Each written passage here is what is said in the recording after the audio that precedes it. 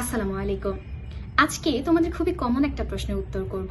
ঢাবি বি ইউনিটের waiting list থেকে সর্বোচ্চ কত পর্যন্ত সাবজেক্ট পায়, অর্থাৎ সর্বশেষ মেরিটটা কত হয়, যেটা যে কোনো একটা সাবজেক্ট পায়। তো চলো একসাথে এই বিষয়টা বিশ্লেষণ করা যায়। সায়েন্স থেকে মোট সিট আছে 911টা।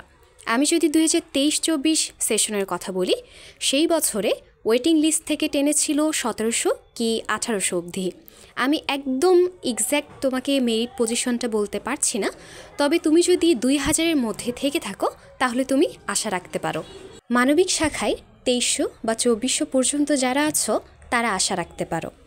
কমার্সে যাদের সিরিয়াল 550 পর্যন্ত আছে তারা ধরে নিতে পারো যে তোমাদের একটা সাবজেক্ট হলেও আসতে পারে। না, তোমাদের সঙ্গীত সাবজেক্টটা পাওয়ার জন্য একটা ভাই ভাই অংশগ্রহণ করতে হবে। আমরা যদি সার্কুলারটার সঙ্গীত বিভাগের জন্য যে শর্ত আছে সেটা পড়ে দেখি। ভর্তি পরীক্ষা ছাড়াও 50 নম্বরের মৌখিক ও ব্যবহারিক পরীক্ষায় ন্যূনতম 25 নম্বর পেতে হবে। সঙ্গীত বিষয়ে আইমিউজ পরীক্ষায় ন্যূনতম সি গ্রেড প্রাপ্ত শিক্ষার্থীদের মৌখিক ও ব্যবহারিক পরীক্ষায় অগ্রাধিকার দেওয়া হবে। যন্ত্র সঙ্গীত বিষয়ে পড়তে আগ্রহী প্রার্থীদেরকেও ভর্তির জন্য অগ্রাধিকার দেওয়া হবে।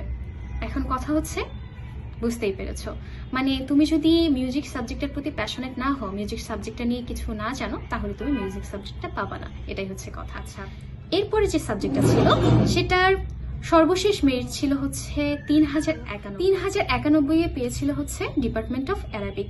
তো আমরা দেখি যে অ্যারাবিকের জন্য আসলে কোনো শর্ত আছে কিনা। হ্যাঁ, শর্ত আছে। দাখিল পরীক্ষায় আরবি বিষয়ে ন্যূনতম বি গ্রেড, আলিম বা উচ্চ মাধ্যমিক পরীক্ষায় আরবি, ইসলামী শিক্ষা, বাংলা অথবা ইংরেজি বিষয় থাকতে হবে। ব্যাপারটা কি বুঝতে পেরেছো? অথবা দেয়া আছে, আমি মাঝখানে অথবা বলিনি।